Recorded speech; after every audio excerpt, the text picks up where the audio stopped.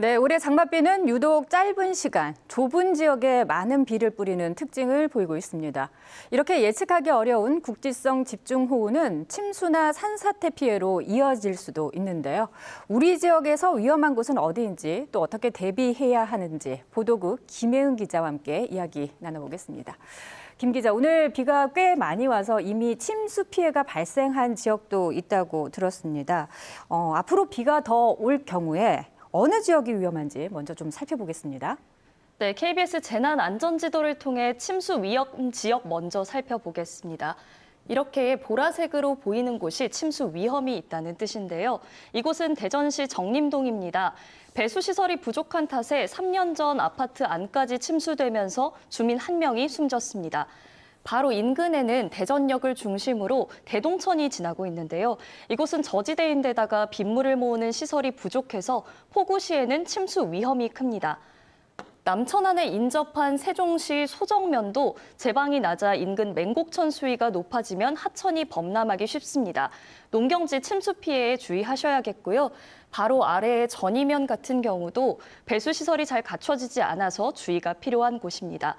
다음은 천안 지역입니다. 천안 지역을 살펴보면 성정동과 중앙동을 중심으로 번화가인데요. 이곳에는 침수 위험지구 4곳이 몰려 있습니다.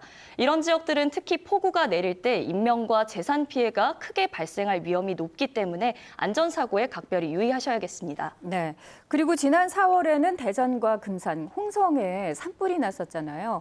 이것으로 인해서 많은 비가 내리면 산사태 위험이 커지지 않을까 걱정이 되는데요. 어느 지역이 가장 조심해야 될까요? 네, 이미 연일 내린 장맛비에 지반이 많이 약해져 있는 상태입니다. 여기에 내일까지 충남권을 중심으로 집중호우가 예보되면서 산사태 가능성도 커졌습니다. 산림당국은 오늘 오후 세종에 산사태 위기경보 주의 단계를 발령했는데요. 이번에는 위험 지역을 자세히 한번 살펴보겠습니다. 이곳은 지난 봄에 산불이 발생했던 홍성군입니다.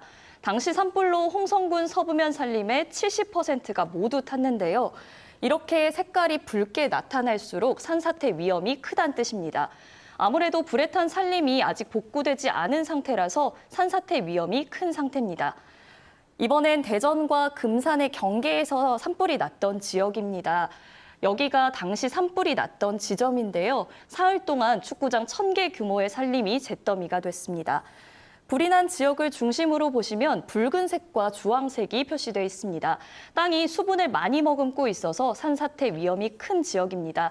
인근 주민들은 돌이 굴러 떨어지거나 나무가 크게 흔들리는 산사태 위험 징후가 있는지를 미리 살펴야 합니다. 네, 그리고 밤 사이에도 시간당 최대 60mm의 많은 비가 예보가 돼 있는데요.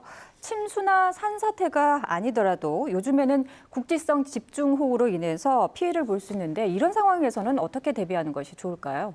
네, 가장 중요한 건 물에 잠길 것 같다는 판단이 되면 바로 대피해야 한다는 겁니다.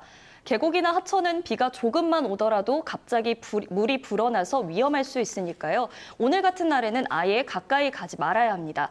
또 지하차도나 지하주차장에도 순식간에 물이 들어찰 수 있기 때문에 비가 많이 올 때는 들어가지 않고 피해야 합니다. 차량 침수 피해도 주의하셔야겠습니다. 비가 많이 올 때는 운행을 하지 않는 게 좋고요. 침수로 시동이 만약에 꺼졌다면 차 밖으로 나와서 대피해야 합니다.